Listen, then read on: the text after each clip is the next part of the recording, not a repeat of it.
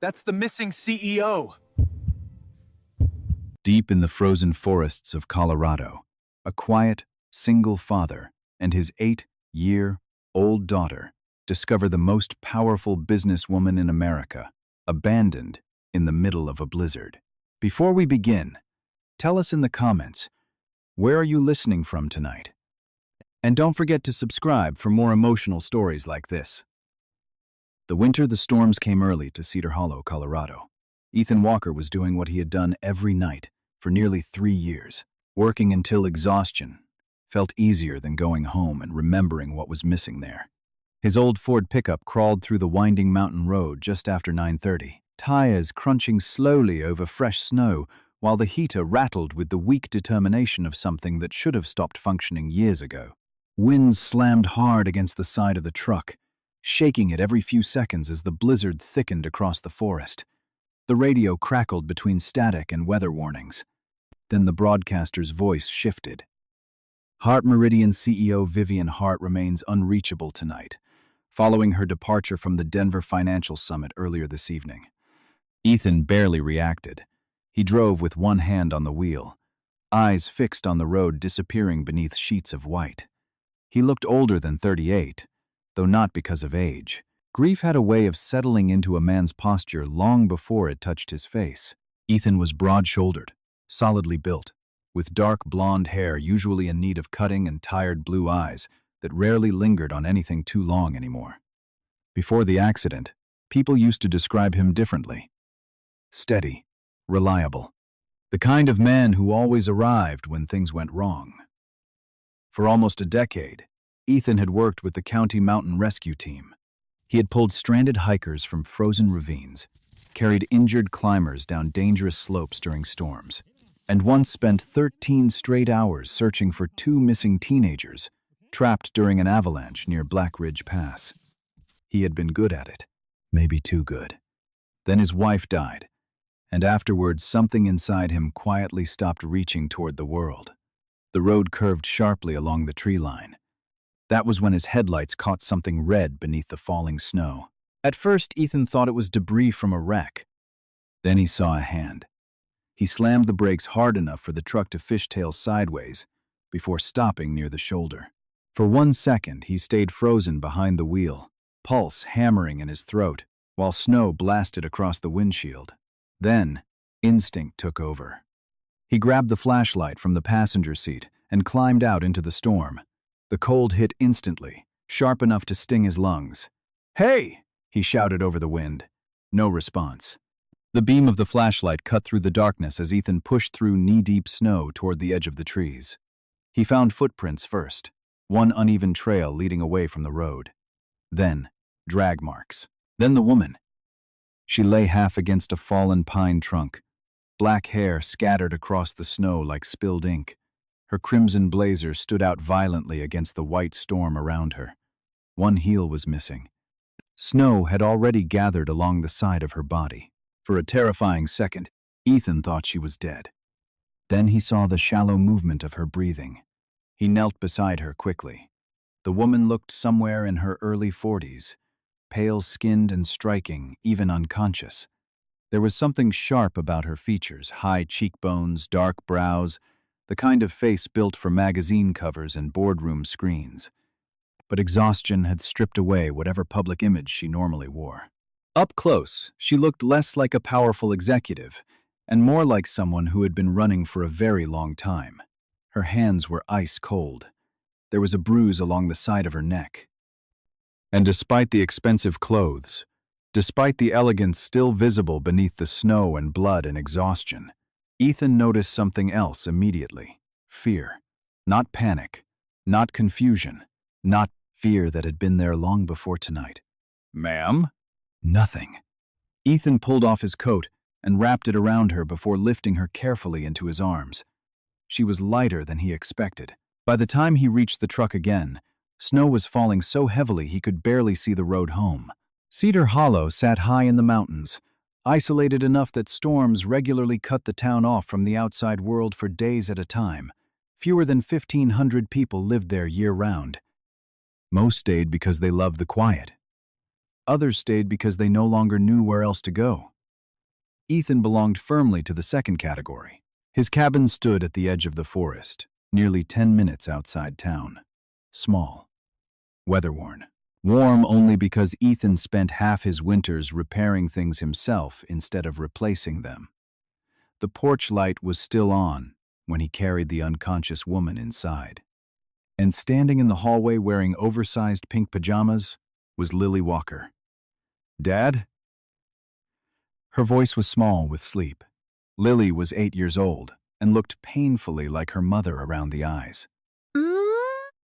She had long brown hair. She constantly forgot to brush properly, and the habit of holding stuffed animals under one arm like she was rescuing them from danger. Unlike Ethan, she still moved through the world with open emotion written plainly across her face. When she worried, everyone knew. When she loved someone, they knew that too. Ethan set the woman gently onto the couch. "Go back upstairs, Bug," he said softly. But Lily stayed where she was, staring wide-eyed at the stranger. "Is she dead?" "No." "Did you save her?" Ethan paused. Snow hit hard against the cabin windows. The woman still hadn't opened her eyes. "I don't know yet," he answered quietly. An hour later, the storm worsened enough to knock out half the town's power. By midnight, the woman still hadn't regained consciousness. Ethan sat in the armchair beside the couch, while the fire crackled low in the corner. Every so often, he glanced toward the stranger wrapped in blankets beneath the dim lamplight. Then his eyes drifted to the television, playing softly across the room. A breaking news banner flashed suddenly across the screen. "Missing CEO. Vivian Hart, last seen, leaving Denver summit." The screen shifted to a photograph. The same black hair, the same sharp features, the same woman, sleeping unconscious, 10 feet away from him. The reporter spoke rapidly. 42-year-old Vivian Hart, CEO of Heart Meridian Technologies, has now been missing for nearly 6 hours. Ethan stared at the television, then slowly turned toward the couch again. And for the first time that night, he realized the storm outside might not be the worst thing that had followed this woman into his home. The storm did not ease by morning. If anything, Cedar Hollow looked even more buried beneath the snow than it had the night before. Wind pushed thick white drifts against the cabin windows while the power flickered every 20 minutes, like the mountain itself was struggling to stay awake. Vivian Hart stood near the kitchen counter wrapped in one of Ethan's old flannel jackets, staring at her dead phone for the 4th straight minute. "No signal," Ethan said quietly from across the room. "I noticed." Her tone carried the sharp edge of someone accustomed to controlling every variable around her.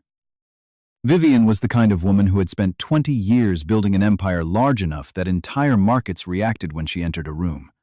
Control was not just habit for her. It was survival, and now she had none. She looked different in daylight. Without makeup, without television lighting and perfectly tailored posture, there were visible signs of exhaustion beneath her composure. Fine shadows beneath her dark eyes, tension held permanently across her shoulders.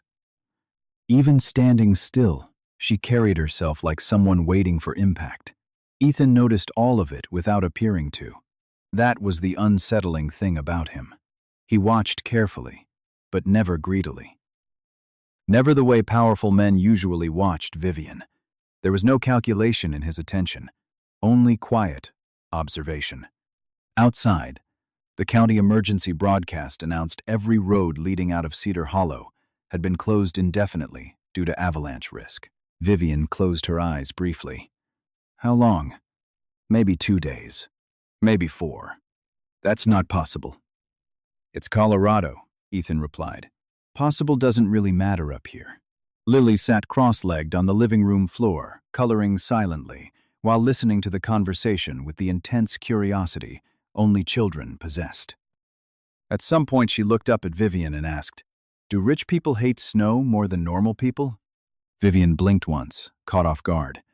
Then, unexpectedly, Lily saw the corner of her mouth twitch. "Probably," Vivian admitted. That small moment shifted something inside the cabin. Not dramatically. Not all at once, but enough. By late afternoon, Ethan drove out to retrieve Vivian's SUV from where state troopers had pulled it near Black Ridge Pass. The vehicle sat, half buried, beneath snow, behind Mason's repair garage on the edge of town. Roy Mason himself stood waiting outside when Ethan arrived.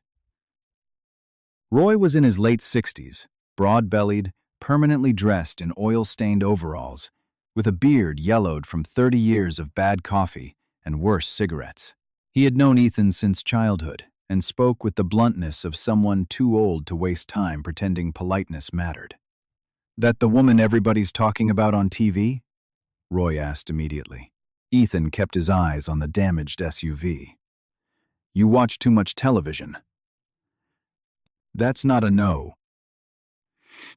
Roy noticed things the way old mechanics usually did, fast and quietly, but he let it go. Together, they examined the wreck while snow drifted across the open garage entrance. Most of the damage sat along the passenger side, where the SUV had slammed into the guardrail. Then Ethan crouched near the front wheel. Something felt wrong. He leaned closer. The brake line had been sliced almost clean through. Not worn. Not burst from pressure. Cut. Roy saw Ethan's expression change. "What? Cut!" Ethan didn't answer immediately. The cold suddenly felt sharper against his skin. "That SUV didn't lose control by accident," he said finally. Back at the cabin, Vivian sat stiffly at the kitchen table, while Lily attempted to teach her chess. "You move too aggressively," Lily informed her seriously. Vivian raised an eyebrow. "That's usually considered a good thing." "Not if everybody leaves." The sentence landed harder than the child intended. For a brief moment, Vivian looked genuinely speechless. Lily returned to arranging the chess pieces while humming quietly to herself, unaware she had just said something no board member or journalist had ever dared say to Vivian Hart's face. Later that evening, Ethan returned home carrying the weight of what he had discovered in the garage. Vivian saw it instantly. "What happened?" Ethan removed his gloves slowly before answering. "Your brakes were cut." Silence filled the cabin. The fire crackled softly nearby. Lily looked between them without understanding. Vivian's expression didn't change at first. Years of corporate warfare had trained her too well for that. But Ethan noticed the smallest tremor pass through her right hand before she hid it beneath the table. "You're sure?" "Yes." Vivian stared toward the dark window beside the sink where snow still blew violently through the night. And suddenly, memories began rearranging themselves differently in her mind. The black SUV following her after the summit, the unknown number calling twice, the feeling deep and instinctive that someone had been watching her long before the crash happened. For the first time since waking up in Ethan's cabin, Vivian stopped looking irritated and started looking afraid. That night, Lily fell asleep on the couch beside Vivian, after insisting people recover faster when somebody stays nearby. Ethan carried his daughter upstairs just after midnight, careful not to wake her. When he came back down, Vivian was still awake, listening to the small portable radio sitting beside the couch. Low volume, financial news, static drifting softly between stations. "You always sleep with noise?" Ethan asked. Vivian hesitated before answering.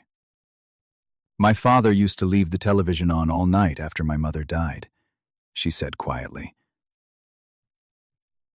Said silence made the house feel empty. Ethan leaned against the doorway for a long moment. Then his eyes drifted across the cabin. Everything inside was clean, ordered, predictable, and somehow still lifeless. Vivian noticed it too. The untouched family photographs, the unopened mail stacked carefully near the fridge, the way Ethan moved through the house like a guest instead of someone living there. There were homes where people built lives. Tid. And there were homes where people paused them.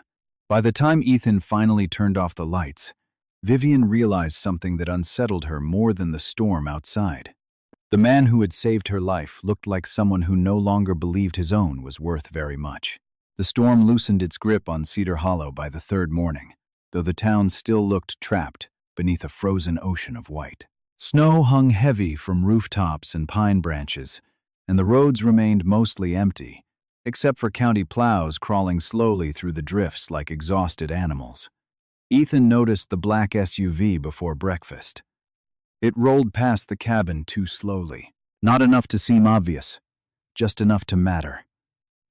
He stood near the kitchen window watching the vehicle disappear between the trees while coffee steamed quietly in his hand.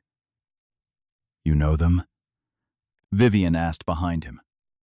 Her voice sounded calm, but Ethan had already learned calm was often the moment she was most afraid. No. The SUV never stopped, but an hour later another one passed. Dark windows, out-of-state plates, watching. Ethan said nothing to Lily, though he noticed her peeking nervously through the curtains whenever headlights crossed the snow outside. Vivian sat at the kitchen table with Ethan's old laptop open in front of her, trying unsuccessfully to pull up company files through unstable satellite internet. Frustration sharpened every movement she made. She typed too hard, breathed too shallowly. Her entire body carried the restless energy of someone trapped inside a life moving without her permission. Then, suddenly, she stopped typing. Her eyes narrowed slightly. "Daniel called me 3 times that night." Ethan looked up from repairing the loose hinge on one of the cabinets. "What night?" "The summit." For a moment, Vivian seemed somewhere else entirely, replaying memories she had spent years training herself to compartmentalize. Daniel Reeves had been vice chairman of Heart Meridian for almost 11 years. Tall, silver-haired, permanently composed, Daniel carried the polished confidence of old money executives who had spent their entire lives inside expensive rooms. Employees respected him because he never raised his voice. Investors trusted him because he always looked unshaken. Vivian used to trust him too. "He kept pushing the merger," she said quietly. Said it was necessary. Said the board would turn against me if I delayed it again." Ethan listened without interrupting. That night, after the conference ended, he asked me not to drive back alone. She gave a short, humorless laugh. I thought he was pretending to care. The room grew quiet again, except for the ticking heater near the wall. For the first time since arriving at the cabin, Vivian looked uncertain of her own memories. That unsettled her more than the danger itself. People like Vivian Hart survived because they trusted their judgment above everything else. If that certainty cracked, even slightly, the entire structure underneath it began to shift. Outside, the wind rattled softly against the windows. Then Lily wandered into the kitchen, wearing mismatched socks and carrying a chessboard under one arm. "Red jacket lady," she announced seriously, "you still owe me a rematch." Vivian blinked. "Red jacket lady?" "You wear red all the time. That's because people remember red." Lily considered this carefully. "Maybe they'd remember you anyway." The sentence landed quietly between them. Ethan looked down immediately, hiding the faint smile threatening the corner of his mouth. Later that afternoon, while Lily worked on homework upstairs, Ethan disappeared into the storage shed behind the cabin, searching for extra fuel cans before the next storm arrived. Vivian followed him eventually, more out of restlessness than curiosity. The shed smelled like dust, pine wood, and old winters. That was where she found the guitar. It rested forgotten beneath a canvas tarp in the corner. "You play?" she asked. Ethan glanced toward it briefly before continuing to sort through supplies. "Used to." Vivian picked up the instrument carefully. One string was broken. Dust coated the body. "You stopped?" "My wife liked listening to it." Nothing more followed. But Vivian understood enough. There were entire sections of Ethan's life he had sealed shut because opening them required surviving the grief all over again. That evening, Lily accidentally knocked a bowl of soup directly into Ethan's lap during dinner. For one stunned second, silence filled the cabin. Then, Lily gasped in horror. Vivian covered her mouth instinctively, and unexpectedly, Ethan laughed. Not the polite half-smiles he occasionally forced for Lily's sake. A real laugh. Brief, rusty, almost unfamiliar sounding. Lily stared at him wide-eyed like she had just witnessed magic. "You laughed," she whispered. Ethan looked startled himself. Vivian watched him quietly from across the table, and something shifted inside her chest she couldn't quite explain. Much later that night, after Lily fell asleep upstairs, Ethan finally restrung the old guitar while Vivian sat near the fire listening to soft country music drift through the cabin for the first time in years. Outside, snow continued falling across Cedar Hollow. Inside, the walls felt a little less empty. Vivian spoke without looking at him. "My father never hugged me." Ethan's fingers paused briefly against the strings. He believed affection made people weak. Winning was the only thing that mattered to him. She stared into the firelight. "When my mother died, he doubled every expectation after that. Every grade, every internship, every interview. Yo, ki, yo, yo, yo, yo. By 35, I had more money than I knew how to spend, and nobody I trusted enough to call when things went wrong." Her voice remained controlled, but loneliness sat underneath every word. Ethan understood that kind of loneliness. Not identical, but close enough to recognize. For a long moment, neither of them spoke again. The fire cracked softly nearby, while music drifted low through the room. And somewhere in the quiet between grief and fear and exhaustion, two people who had spent years feeling unseen began, very carefully, to notice each other. Chapter 4. The night, the power, died. The second storm arrived 4 nights later. Not gradually, not politely, not, quote. It came down from the mountains after dark with the kind of violence that made Cedar Hollow feel less like a town and more like something stranded at the edge of the world. Wind screamed through the pine trees hard enough to bend them sideways, and snow struck the cabin windows in furious bursts that sounded almost human. By 8:30, the power failed across the entire valley. The lights flickered once, twice. Then everything vanished into darkness. For several seconds, nobody moved. Only the fire remained alive inside the cabin, throwing restless orange light across the walls while the storm raged outside. Lily sat curled beneath a blanket on the couch, clutching her stuffed rabbit tightly against her chest. The toy was old and missing one button eye after years of being dragged through childhood disasters. She called it Captain. Ethan suspected she trusted the rabbit more than most people. Vivian stood near the kitchen counter, staring out into the blackness beyond the windows. "You lose power often here?" she asked. "Every winter." "And people just accept that?" Ethan lit another lantern calmly. "People out here accept lots of things." That answer seemed to bother her more than the darkness itself. Around 10 o'clock, Ethan heard it. Not the storm, something underneath it. A crunch of footsteps outside the cabin. Slow, measured. Vivian noticed his expression change immediately. "What is it?" Ethan held up one hand for silence. The footsteps stopped. Then came the sound of something metallic, brushing lightly against the porch railing. Every muscle in Ethan's body tightened. Years ago, during rescue operations in the mountains, he had learned the difference between natural silence and dangerous silence. Dangerous silence always felt like the world holding its breath. This was that kind.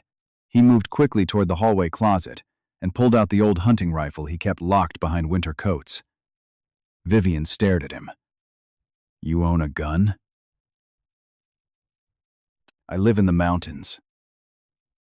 Another sound, closer this time. Someone was outside the cabin. Lily whispered, "Dad?" Ethan crossed the room immediately, kneeling in front of her. Even now, fear never made him rough with her. His voice stayed low and steady. I need you to put your boots on. Okay, Bug? What's happening? Probably nothing. It was the exact tone parents used when something was definitely wrong. A heavy thud struck somewhere near the back porch. Vivian flinched hard enough for Ethan to notice. Then came the unmistakable sound of the back door handle moving. Once, twice, someone was trying to get inside. Ethan didn't hesitate after that. Basement. Now. The storm shelter beneath the cabin had been built decades earlier by the original owners during a brutal avalanche season in the 70s. Narrow wooden stairs led down into a cramped underground room, reinforced with concrete walls and shelves full of emergency supplies. It smelled faintly of cedar, old dust, and cold earth. Lily climbed down first while Ethan locked the heavy basement door behind them. Above their heads, the cabin groaned beneath the wind. Then footsteps echoed faintly across the floor upstairs. Vivian went completely still. Even in the dim lantern light, Ethan could see the shift in her face. Not panic exactly. Something older than panic. The exhausted terror of someone who had spent years waiting for the moment the walls finally collapsed around them. "They found me," she whispered. Ethan leaned near the door, listening carefully. The footsteps moved slowly across the cabin overhead. A drawer opened, then another. Lily pressed herself quietly against Ethan's side. For several minutes, nobody spoke. Then Vivian suddenly laughed once under her breath. Small, bitter. "You know the strange thing?" she said softly. "I spent half my life believing if I stayed strong enough, smart enough, untouchable enough, nobody could ever hurt me." Another creak sounded above them. Her eyes never left the ceiling. "But people don't wait for weakness," she continued quietly. "They wait for exhaustion." The honesty in her voice surprised even her. Ethan sat across from her on an old storage crate, rifle resting loosely beside his knee. "My wife used to say I treated every problem like it was mine to fix," he said, after a long silence. Vivian looked at him. He rarely talked about Dana directly. "She died during a storm like this." His voice stayed calm, but only because the pain underneath it had lived there too long. "I drove 3 hours through mountain roads trying to get to the hospital." He stared down at his hands briefly. "I was 11 minutes late." Above them, footsteps crossed the living room again. Then, stopped. "I kept thinking afterward," Ethan said quietly. "If I couldn't save the person I loved most, maybe I had no business trying to save anyone else." The words settled heavily into the small underground room. Vivian lowered her eyes. For the first time since arriving in Cedar Hollow, she stopped looking at Ethan like a man who had rescued her, and started looking at him like someone who was barely surviving himself. Eventually, the noises upstairs disappeared. Only the storm remained. Beside them, Lily kept her eyes closed, pretending to sleep beneath the blanket wrapped around her shoulders. But she had heard every word. And somewhere between the darkness, the fear, and the sound of her father's breaking voice, Lily realized something children are never prepared to discover. The people protecting you are usually frightened too. The storm finally broke 2 days later. Cedar Hollow emerged slowly from beneath the snow like a town waking after fever. Plows cleared the main roads inch by inch, while exhausted residents stepped onto porches to inspect broken fences, frozen pipes, and cars buried almost completely beneath white drifts. Ethan left just after sunrise with Vivian beside him in the truck. Neither spoke much during the drive toward Black Ridge Pass. The mountains looked deceptively peaceful now. Bright winter sunlight reflected sharply across untouched snowfields, while pine trees stood motionless beneath heavy ice. It was hard to imagine violence existing somewhere that beautiful. But Ethan had spent enough years in mountain rescue to know beauty and danger often lived side by side. The crash site sat nearly hidden beneath fresh snow near the edge of the ravine. Vivian stared silently at the broken guardrail, while wind moved softly through her dark hair. "This is where I woke up?" she asked quietly. "No," Ethan answered. "You made it almost 50 yards into the woods before you collapsed." Vivian looked down at the snow, as though trying to picture herself crawling through it alone. For the first time, The reality of how close she had come to dying seemed to settle fully into her expression. Ethan searched near the slope where debris from the SUV had scattered during the crash. Nearly an hour passed before he found something half buried beneath ice near a cluster of rocks. The dash cam. The device was cracked along one side, but still intact. Back at the truck, Ethan connected the damaged memory card to his phone, while Vivian watched beside him, arms folded tightly against the cold. Static filled the speaker first, then voices. Daniel Reeves sounded exactly the way he always did on television interviews. Calm, controlled, dangerous, because he never needed to sound angry, to make people obey him. "You're making this harder than it needs to be, Vivian." Her own voice answered sharply. I said no. "You don't understand what happens if this deal collapses." "I understand perfectly." A long silence followed. Then Daniel spoke again, softer this time. "Disappear for a few weeks. Let the board stabilize. By the time you come back, the merger will already be done." Vivian's face went completely still. The recording cut abruptly seconds before the crash. For a long moment, neither of them spoke. Then Vivian exhaled slowly through her nose and looked out across the mountains. "He wanted me gone long enough to take control." Ethan watched her carefully. "What are you going to do?" She met his eyes directly. "Go back to Denver." The answer came too quickly, like she had already decided before hearing the recording. Ethan's jaw tightened slightly. "You think they'll just let you walk into that building with evidence and everything magically works out?" "No," Vivian admitted. "But hiding here won't stop it either." The argument that followed stayed quiet, but sharp in all the dangerous places. Ethan wasn't angry because of the risk. He was angry because somewhere along the last 2 weeks, losing Vivian had started feeling personal. Back at the cabin that evening, tension lingered silently between them, while Lily sat on the living room floor, drawing with colored pencils. Eventually, Ethan disappeared upstairs. Several minutes later, Vivian noticed a door standing open for the first time since she arrived. The bedroom at the end of the hallway, Dana Walker's room. Photographs still sat untouched beside the bed. Winter scarves remained hanging behind the door. The entire room looked preserved in time, as though Ethan had closed it 3 years ago, intending to come back tomorrow instead of never. Vivian found him standing quietly near the closet. "I thought you never came in here," she said softly. "I didn't." He picked up one of Dana's old sweaters slowly, like touching it too quickly might break something inside him. Downstairs, Lily continued drawing in silence. Later that night, she carried the picture proudly into the kitchen. It showed 3 figures standing together beneath falling snow. 1 tall man, 1 little girl, and 1 woman wearing a bright red coat. Vivian stared at the drawing longer than expected. Meanwhile, life inside the cabin had begun changing in smaller ways too.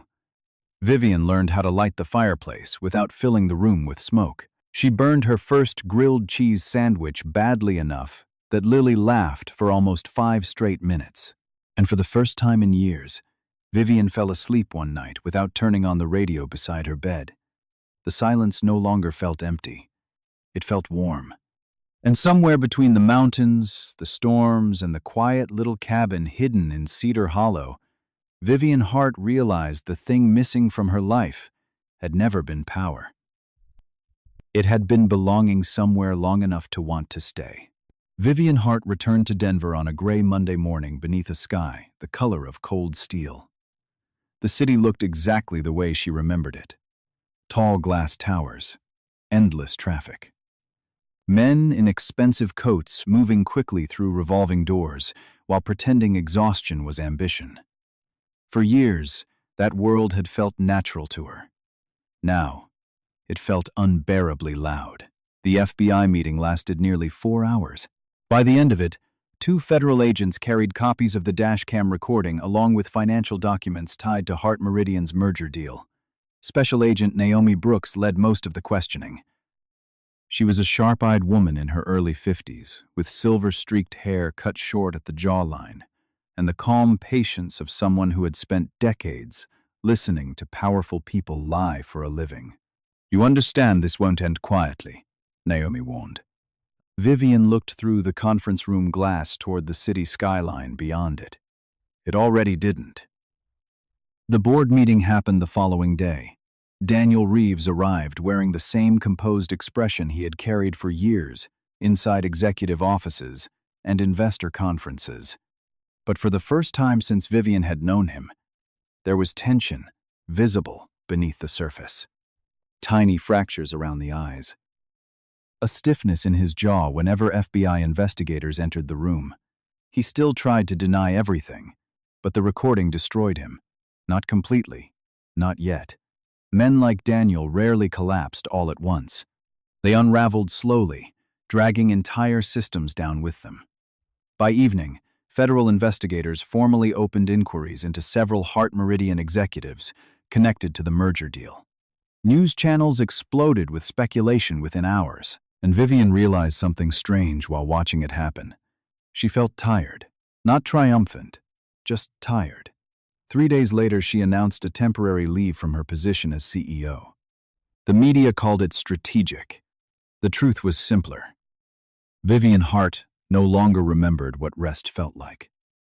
Spring arrived quietly in Cedar Hollow, while Denver drowned itself in headlines. Snow began melting along the hills surrounding Ethan's cabin, revealing patches of wet grass and broken fence posts hidden beneath winter for months. The air smelled different now, cleaner somehow. Ethan noticed the change in himself before he admitted it aloud. He slept through the night more often. The old nightmares came less frequently, and sometimes, while making coffee before sunrise, he caught himself listening for a second voice inside the kitchen. Lily noticed too. One afternoon, she looked up from the table while coloring and asked, "Do you miss Red Jacket Lady? Or are adults too emotionally damaged to answer questions like that?" Ethan nearly choked on his coffee. Children, he decided, were terrifying. 3 months after Vivian left, Ethan stood outside, repairing part of the fence damaged during the storms. The afternoon sun sat warm across the valley while runoff water trickled softly through melting snow nearby. That was when he heard tires crunching against gravel. A dark sedan stopped at the bottom of the driveway. For 1 second, Ethan didn't move. Then the driver's door opened. Vivian stepped out slowly. No red blazer, no sharp business posture, no carefully constructed armor. She wore a cream-colored sweater with the sleeves pushed loosely to her elbows, blue jeans, and her dark hair fell naturally across her shoulders instead of being pinned perfectly into place. She looked softer somehow. Not weaker, just lighter. Ethan set the hammer down carefully. Neither spoke right away. Wind moved gently through the trees behind them. Vivian glanced toward the cabin before looking back at him. "I think I left something here." Ethan folded his arms loosely. "Yeah?" A small smile appeared across her face. Real this time, unrehearsed. "Maybe the feeling that I wanted to come back." Something shifted quietly in Ethan's expression then. Not surprise exactly, relief. Before he could answer, the front door burst open. Lily sprinted across the yard wearing rain boots 3 sizes too big and nearly slipped in the mud halfway down the porch steps. "Red Jacket Lady!" she shouted. Vivian laughed softly as Lily wrapped both arms around her waist. The mountains stood bright and green behind them now, winter finally loosening its grip on Cedar Hollow. And for the first time in years, Ethan Walker no longer felt like his life had ended in the middle of a snowstorm. Beside him, Vivian looked toward the cabin like someone seeing home for the first time, and realizing it had been waiting for her long before she knew she needed one. Sometimes the people who save us are not the ones with power, money, or perfect answers. Sometimes they are simply the people who stay, the ones who listen when the world feels too loud. The ones who remind us that even after loss, heartbreak, and loneliness, life can still open one more door when we least expect it. Ethan and Vivian were both carrying pain in different ways. One hid inside silence. the other hid inside success. But healing began the moment they stopped pretending they were okay and allowed someone else to truly see them. Maybe that is true for real life, too. Some of you listening tonight are probably tired in ways nobody around you notices. Some of you are carrying grief quietly, while still showing up every day for your family, your children, your work, or simply trying to survive another week. If that is you, I hope this story reminds you that your life is not over just because your heart has been hurt. There are still people worth meeting, still mornings worth waking up for, still places in this world where you may finally feel at home again. Quote, quote, quote, if this story touched your heart, share it with someone who may need a little hope tonight. Tell us in the comments where you are listening from and what part of the story stayed with you the most.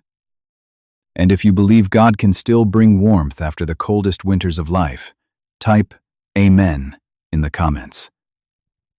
May God bless you, protect your family, heal the broken places in your heart, and bring peace to your home tonight. And don't forget to subscribe for more heartfelt stories like this.